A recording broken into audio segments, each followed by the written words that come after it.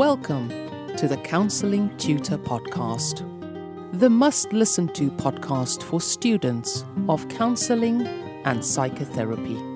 Here are your hosts, Rory Lees-Oakes and Ken Kelly. So welcome to a special edition of the Counselling Tutor Podcast. I'm Rory and Ken is taking a well-earned break, and I'm delighted today to be joined by Kelly Budd from CPCAB, a counselling training organisation, and Meg Moss from the National Counselling and Psychotherapeutic Society, the NCPS.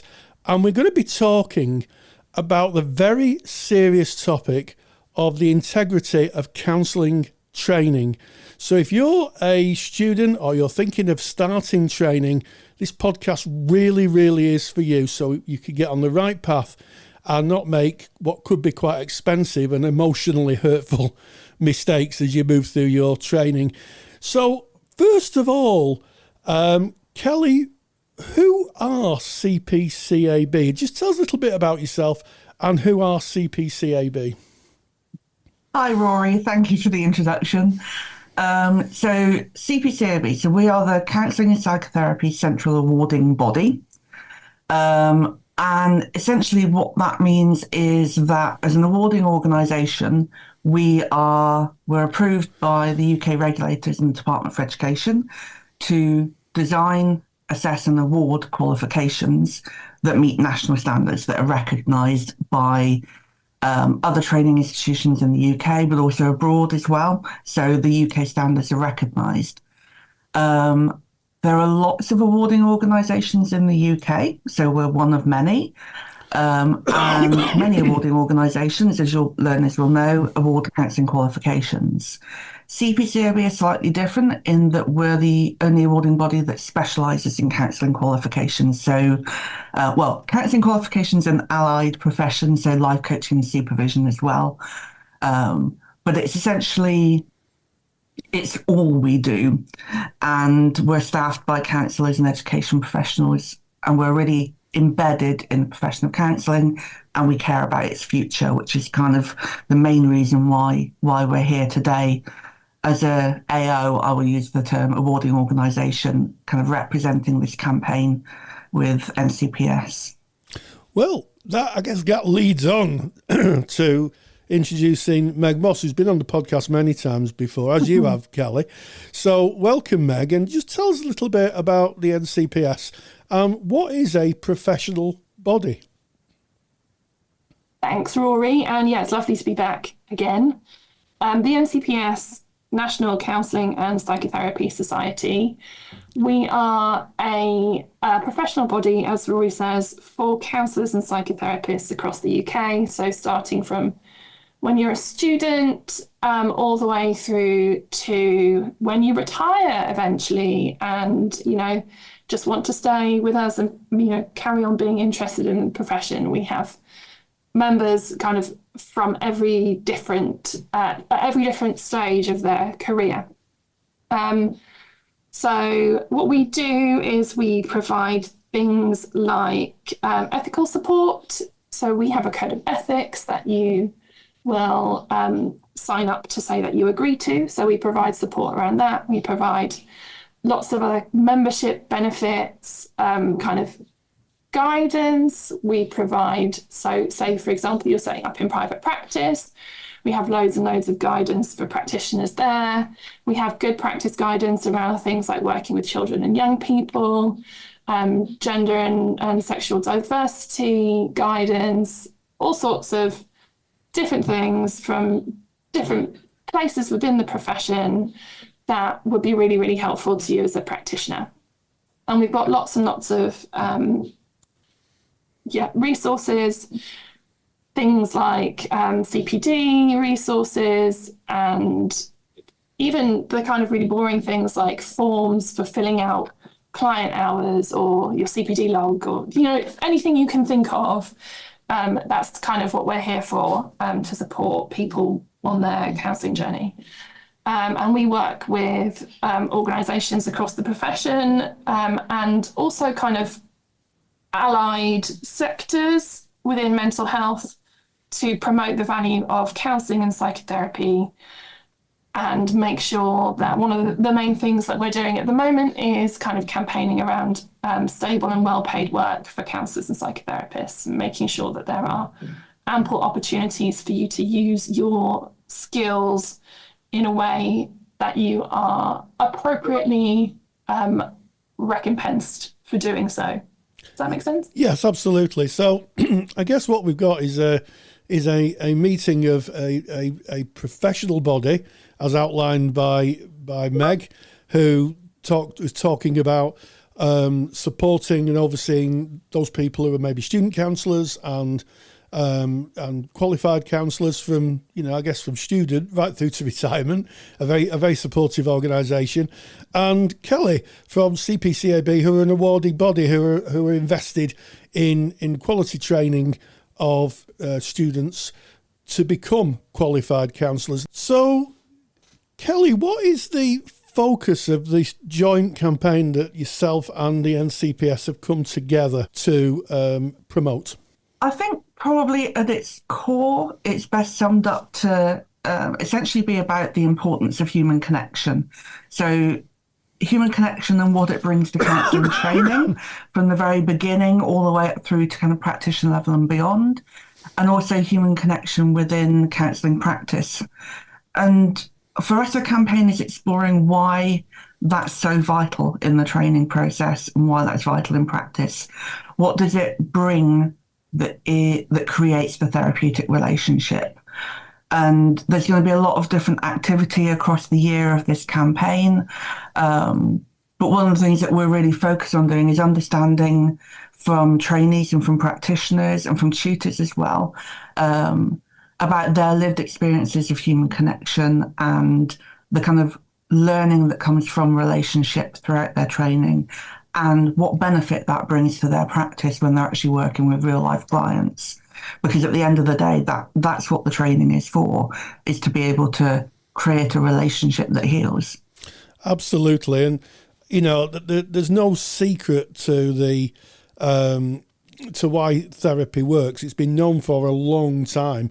There was some research done in the 2000s called Common Factors, and it was a huge piece of research.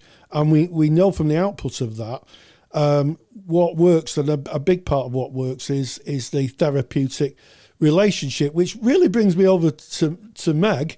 We talked about the common factors aspects of it, and I wonder what part of this features really in your input into this campaign. Yeah, so from our end, what we're really trying to do is to promote counselling and psychotherapy to commissioners. So people like the NHS, people like people who commission therapy and therapeutic interventions in education. So that will probably be a cross-departmental thing. And what we're trying to say is, based on, the common factors research that you mentioned and research that's been done kind of over the decades since then, really drilling down much further into that original common factors research, is saying the thing that makes therapy effective, or like the major thing, is that relationship between the therapist and the client. And it's also about other things that I think are really relevant to that human connection. It's about not about the modality that you use, for example. There is an element of that to it. It's not about the way in which you work. It's also about how you adapt to your client.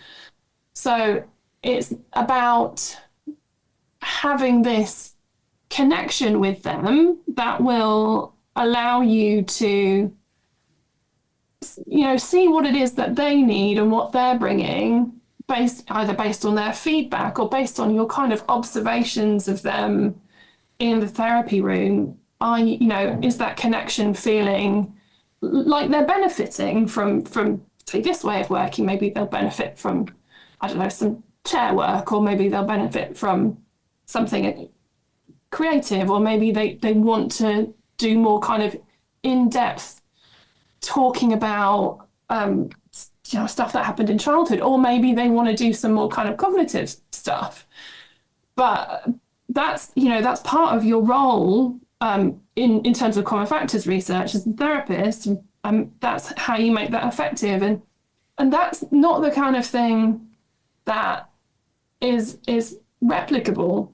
And one of the other things that I've been finding really interesting, and sorry, this is a bit of a tangent, is the neuroscience behind human connection, and things like the hormones that we create when we connect with another human being, and the pathways in our brain that allow that to happen. And I'm going to be doing some more looking into this, actually. I've been speaking to a neuroscientist about the brain science behind human connection. And again, that's not something that you can replicate. That's a human thing. So what we're just trying to package up is this really comprehensive ask for commissioners and the government, saying, these are the things that you need to do. And we're not saying don't use technology, because there are some ways that technology can really benefit. Things like I'm drawing a blank now. There definitely are. It's not my particular area of expertise, but there are ways that we can use tech to benefit the therapy. But how do we do that sensitively? How do we do it thoughtfully and appropriately? And how do we make sure that we're protecting that human connection, which is the thing that makes therapy effective? Yeah, so what I'm really hearing here is that the research, both the common factors research and neuroscience research, point to one thing, and that is the quality of the therapeutic relationship. It's a person-to-person endeavour, and while technology may be able to enhance that, ultimately it is two people in the room, or as I said when I used to teach, two people in one room or online space for the benefit of one person. It's a human-to-human connection. So, I mean, I guess, Meg, is this what has driven this joint venture between yourself and CPCAB? Yeah, it is. So for the NCPS, it came... the idea of this campaign has been quite a number of years really bubbling around in the back of my head as we've kind of been seeing this increase in digitization, the increase in medicalization. We have at the moment in NHS talking therapies, we have really very few different modalities that you can access, right? So one of the things that I've long been thinking is, based on, again, kind of common factors, people need to feel motivated about the therapy that they're going to have. So having access to a range of different therapies is going to bring more people in, make them feel that there is something there for them. Lots of people don't identify with wanting CBT for whatever reason. Some people love it. Some people are like, that's not for me. And perhaps if we were able to offer them something different, we'd see, the data coming out of NHS talking therapies in terms of effective therapy, we'd see that increase. But then I had been reading about digital mental health apps being pushed through NICE guidelines last year. And I thought, you know what, this is the beginning of a slippery slope if we don't grab hold of what's important right now and say, apps are fine. Some people will get what they want from them, but please don't commission hundreds of digital mental health apps and now, please don't commission NHS mental health chatbots to the detriment of actual human therapists, where you're spending your money on this kind of first line support that actually isn't going to be therapeutically effective for a lot of people, and you're not commissioning human-centered therapy. I think it's really important that someone is now saying, kind of, hold on, you need to make sure that you're still doing that and you're still investing in those human-centered roles before you get too far down the track and there's no therapist there for you to actually call upon. Yeah, so that's where we're going. So I guess what I'm hearing here is that the NHS probably is the biggest supplier of, if you want to use that term, the biggest provider, probably is a better term, of therapy, and the commissioners are people employed to move money and to use that money to commission therapy. And what I'm hearing you say is before you go down the road of digitisation using apps, or indeed just using one modality of therapy, where we know from the research that actually it's not actually the modality that makes a difference, it's the relationship. Have a think about that. Just pause a second and think about the diversity of therapy and the fact there's a huge amount of therapists out there that can be of help, that might be a better solution than maybe investing in some very expensive electronic app that someone can tap on the phone at home. Yeah, exactly. We talk about evidence-based, clinically effective therapy, all the while ignoring that the one thing really that makes therapy clinically effective is the relationship. So actually what we should be doing really is just allowing people to have choice of therapist and choice of therapy. And that would make a world of difference. Anyway. Yeah, absolutely. I'm moving my hand behind the studio screen here because I'm totally agreeing with you. So, I mean, I guess that brings us back to how therapists are trained. So, Kelly, what is CPCAB's focus within this campaign? I think kind of taking off from where Meg has just been speaking is CPCAB and NCPS have been spending a lot more time together in the last few years.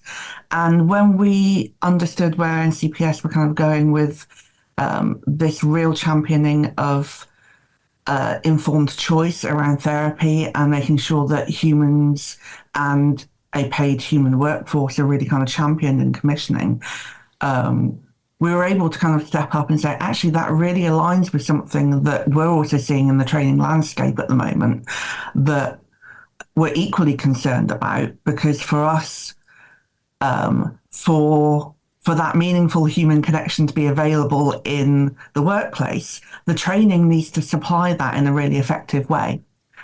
So one of the things that we have been aware of, I mean, let's kind of go back many, many years. We've always been aware, and I know that Rory, you and I have spoken about it, about the, you can go on Google and you can look for counselling training, or go on a Groupon, that's probably me showing my age, and see kind of train to be a counsellor in a weekend, in your own time, online, all digital, just log on, scroll through this workbook, watch this PowerPoint presentation if you're lucky, or read this workbook, fill in this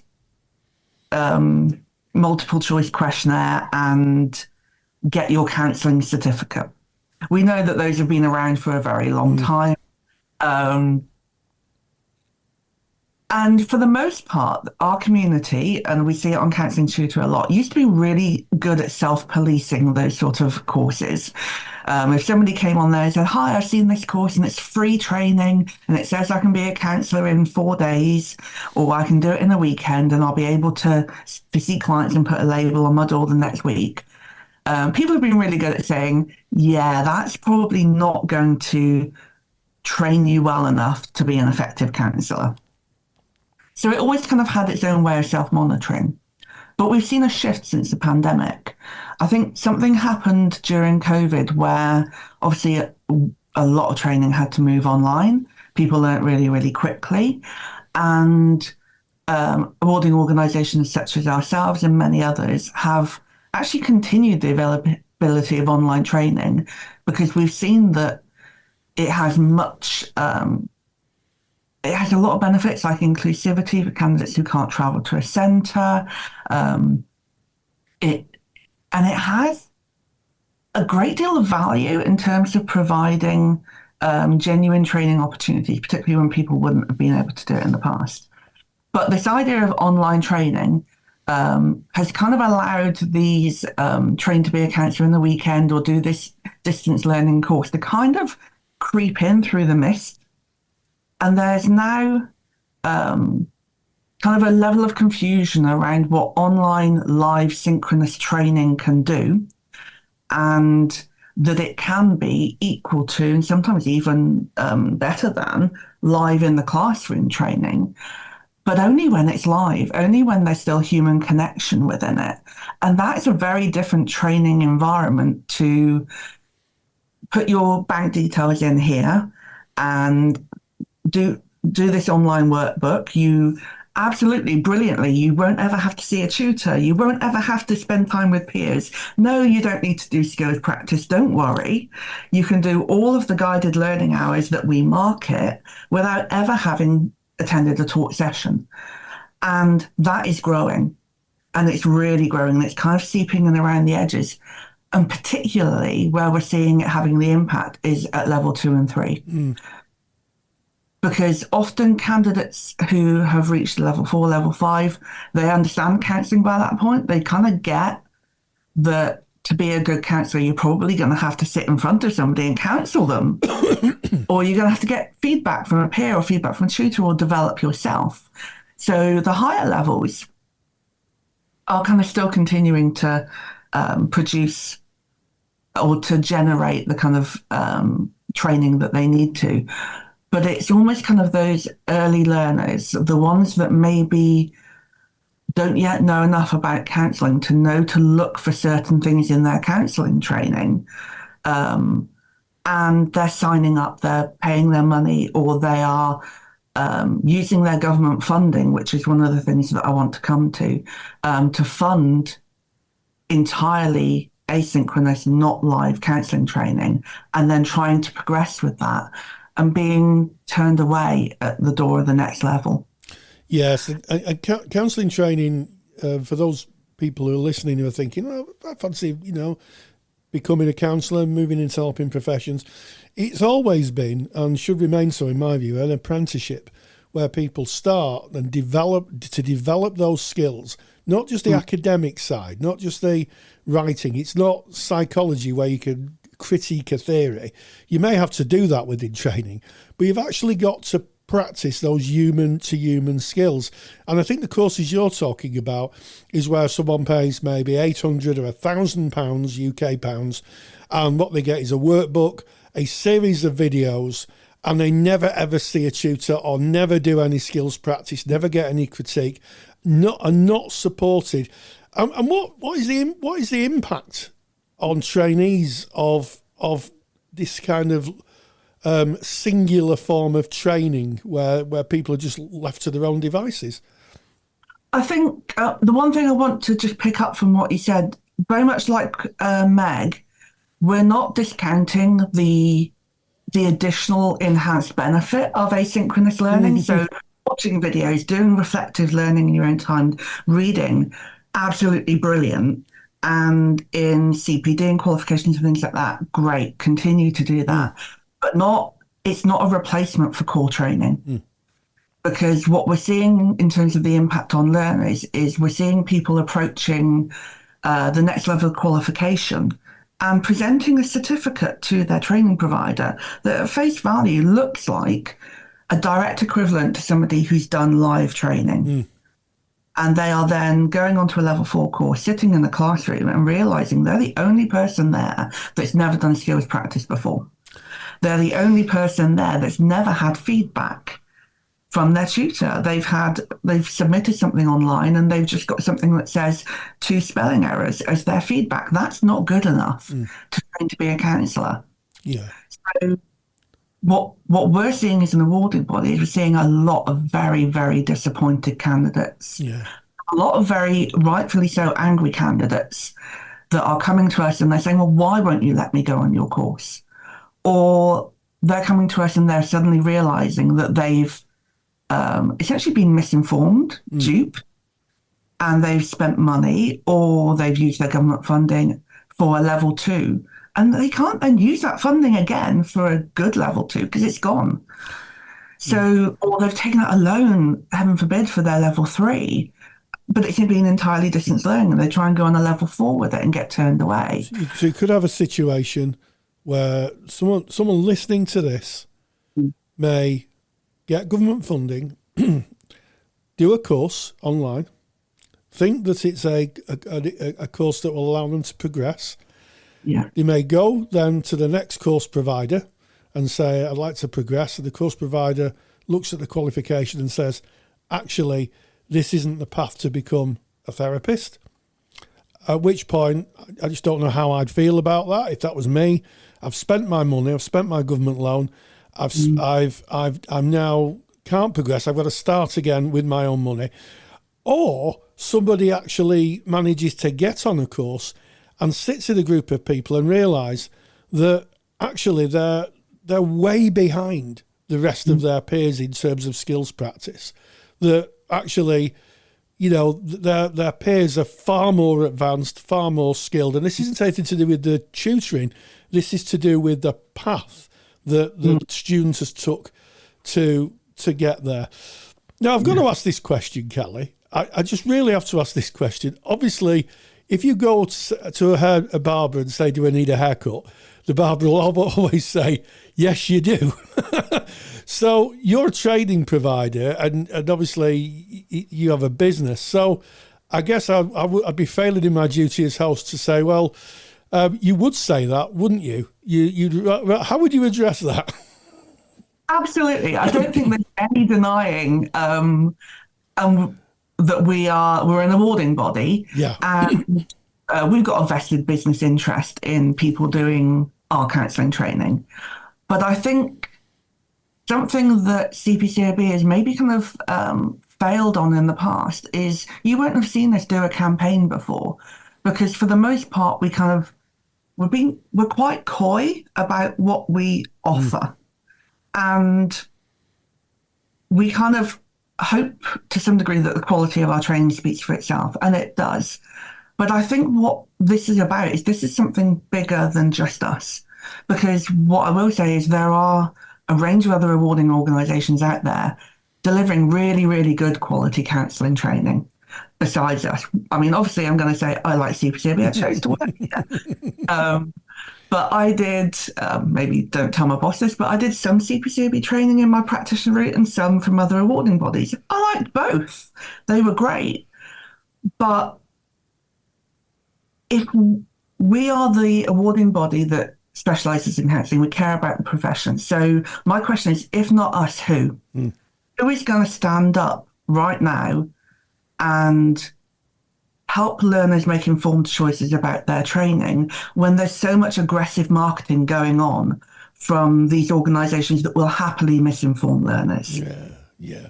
And I have to say I held a vested interest. I visited CPCAB with Ken, who you often hear on the podcast, and we were made very welcome. And we were overwhelmed with both the passion, dedication, and attention to detail of the training.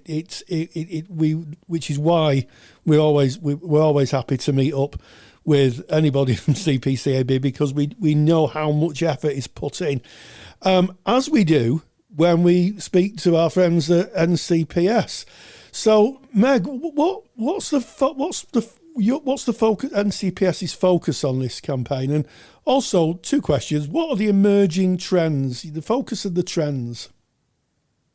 I will answer those questions, but I also just wanted to very quickly add to stuff that Kelly was saying. For one, I kind of just wanted to add about from the NCPS, I can't believe I said NCS, that's who we used to be, no longer. We also have people coming to us who have done distance learning training, and we can't accept that onto our register. So that's another thing to be really careful of.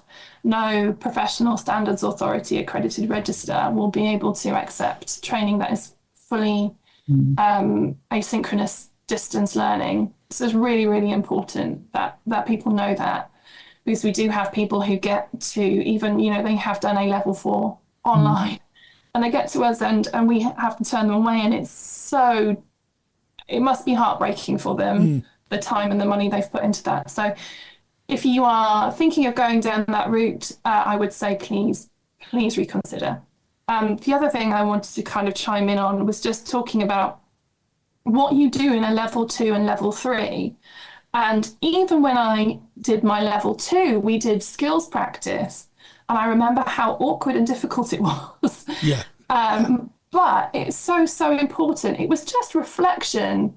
And it was also, we did those exercises where you're not allowed to ask a question, and things like that. And that was just at level 2. And then at level 3, obviously it got so much more intense. And I don't know where I would be without all of the personal work I did at level 3, with even in just check-ins and check-outs with other people. And Kelly and I have had long conversations about how painful that can be, but how transformative that can be. So wholeheartedly recommend, like, just do it. Even if you don't want to become a counsellor, do level 2, do level 3, go through the pain of that training with peers, with other people, because you will come out knowing yourself infinitely better than you did when you went in. And that's something that's so important when you go on to level 4. You need to have done that. Really, you do. Just talking to someone who's done that themselves. And to your question, Rory, kind of what are the emerging trends? In terms of AI stuff, in terms of digital stuff, is that what you mean? Well, yes. I mean, how AI is kind of stormed into the public consciousness very, very quickly. It seems to be a conversation that a lot of people are having. So is there an emerging trend in terms of AI in therapy? And, if so, what are the possible impacts? What's the possible impact on the public for providing just AI therapy? Yeah, so there is a fair amount going on when you think about what the public are doing in terms of AI therapy, kind of in air quotes. You have all these different therapeutic chatbots that are built on a particular modality. So you'll have a chatbot that is built around the principles of CBT, or built around the principles of, I don't know, Socratic questioning, or kind of those types of things. And there are some huge issues with those types of things, especially when you think about, you're putting your own personal information into those, and really, really kind of some deep and dark personal information into those chatbots. You don't know where it's going to resurface and come out again.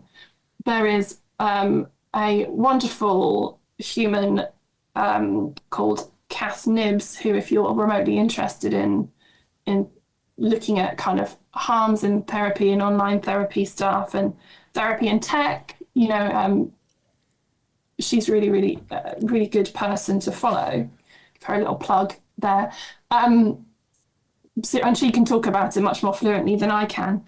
But there are some real issues there. And obviously, there's this kind of like, I kind of see it as active journaling, I think, more than anything.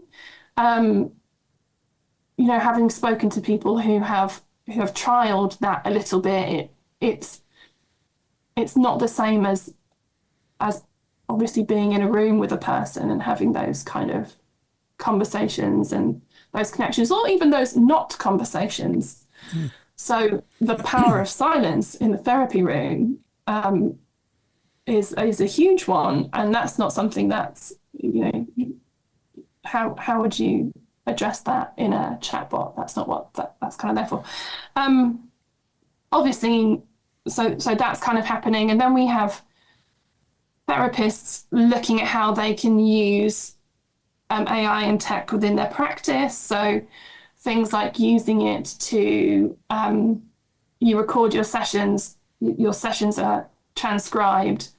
You put those transcriptions into a AI, kind of large language model AI, and ask it to summarize that. And some people are asking it to kind of make a diagnosis. I don't think many people are going to be doing that. So between AI and, as we said, Groupon courses, so on one hand you've got, I'll tell all my story to my computer and hope my computer can help me, or I'll see someone who's done a 3-day course on Groupon where they've had to tick a few boxes.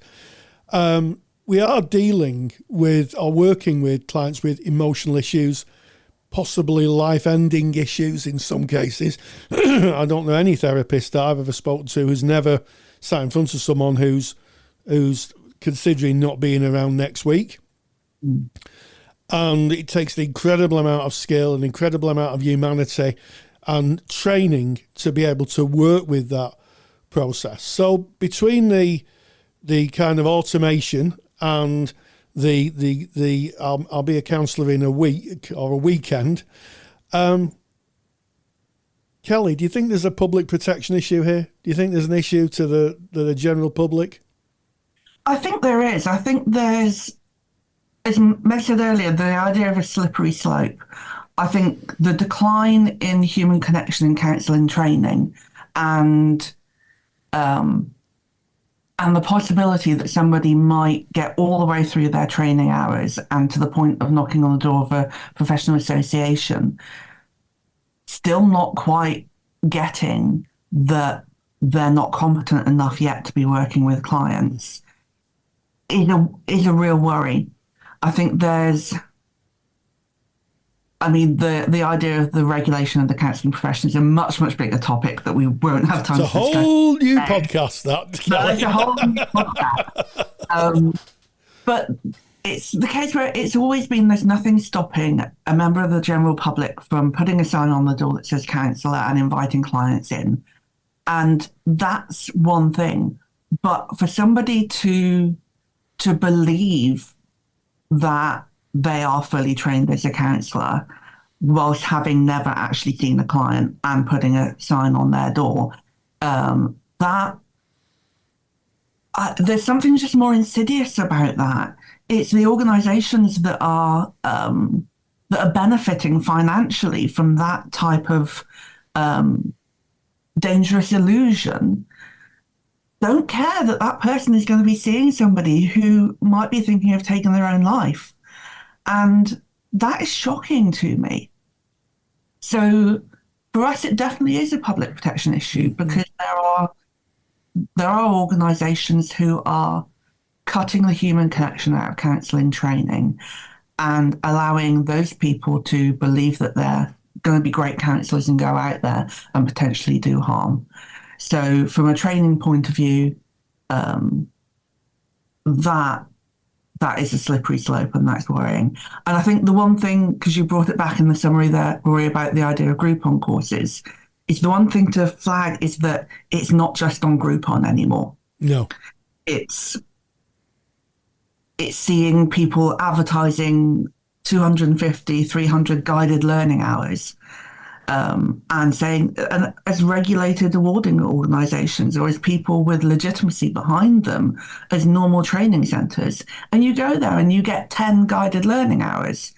Guided learning is the live teaching, but you're paying for 250 for 300, but you're not getting it. Yeah. There's also an issue about protecting the people who are being misled. So the clients and the people who really want to be good counsellors and are not getting that chance. Absolutely. And there's an issue of context here.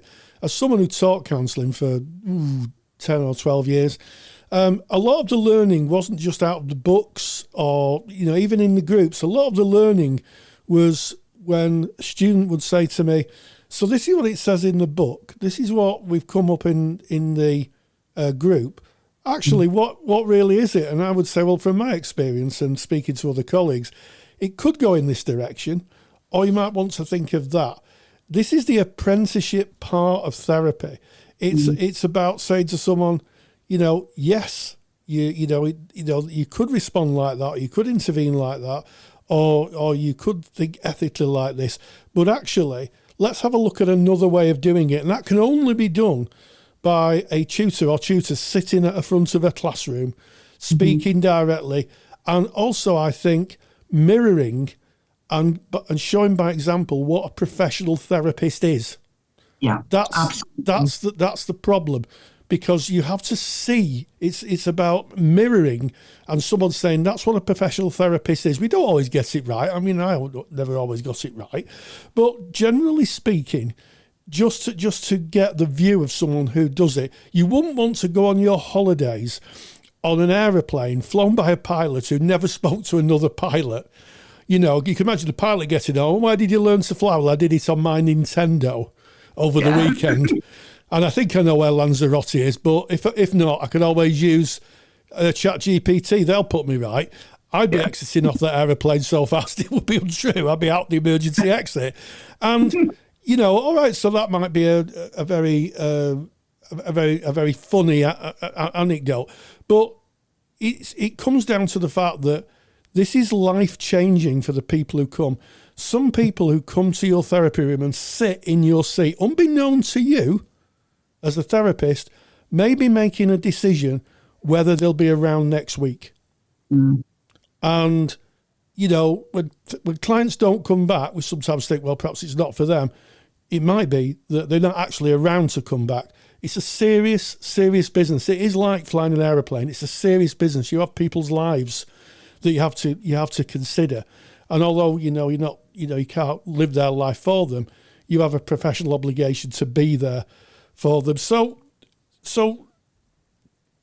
Meg, what can people expect to see in this campaign between yourself and CPCAB? What's the thrust of the campaign, if I can use that term?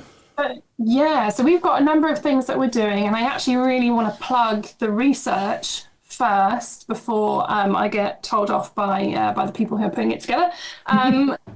We're doing some research. It is profession-wide, and we're really keen to hear from everybody, from students to practitioners. We will be writing a report based off that research, and that is looking at your experiences of training, what you found valuable in that training, and also your experiences of practice, and also your clients' experiences of your practice.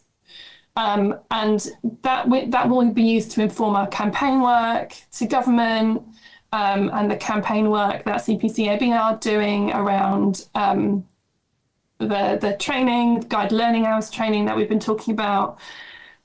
So it's really, really important research. There will be a link in the show notes of this podcast. Please go to it. Please click it. Please fill it in. Really, really want your input.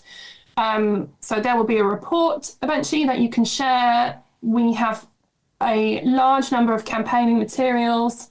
So things like social media posts that you can share just with your networks to get this message out there. And we're going to be doing some filming with kind of experts in the field, lived experience experts, hopefully some kind of neuroscience stuff, just to really bring home the story of what's happening and what needs to happen, and just the impact that human connection has on people and why it's so important. So anything you see, share it. Brilliant. Okay. And finally, Kelly, what can listeners of this podcast do about it? What is the call to action? I'm fired up by this. Really, I'm fired up by this. It's so important. What is the call to action? What can someone listening to this who might think, well, I've heard all this. This is a bit worrying. I need to find really good quality training. I want to do the best for the people I potentially want to serve. What can I do? I think very much like Meg said, it's about engaging with the campaign. So follow us and follow NCPS on social media, raise awareness, engage in discussions with us and also with other people. So part of the message is about kind of informed choice. So we want people to have informed choice about the counselling they're going to go into as clients and the counselling training they're going into. And that really is done by word of mouth. So talk to people. When you see somebody ask, should I go and see this AI bot or should I go and see a proper counsellor? Ask them what it is that they're looking to get from their therapy. If you see somebody say, oh, I've got this course that says I can train to be a counsellor entirely online, say, well, what are the guided learning hours on it? Where's the funding coming from? Have you asked them about the progression routes for this training? Have you done your research? So that people are really understanding what they're getting themselves into and able to do things that actually meet their goals rather than take several dead ends. Absolutely. So it's about being active, working with us and talking to people about it.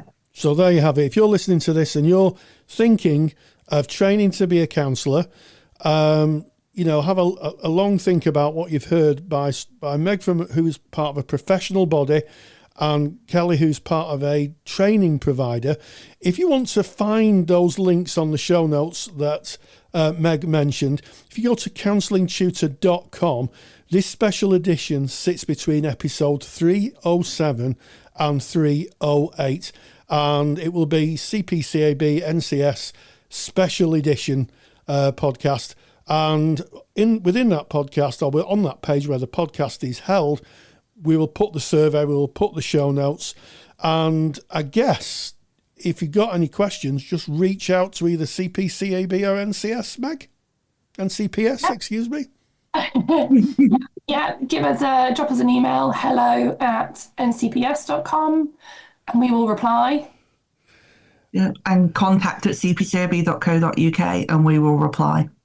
Well, as always, Meg and Kelly, always a joy speaking with you. An incredibly important topic for those who are starting that path of becoming a therapist. So Meg Moss from NCPS, the National Counselling and Psychotherapeutic Society, and Kelly Budd from CPCAB, thank you so much for joining us.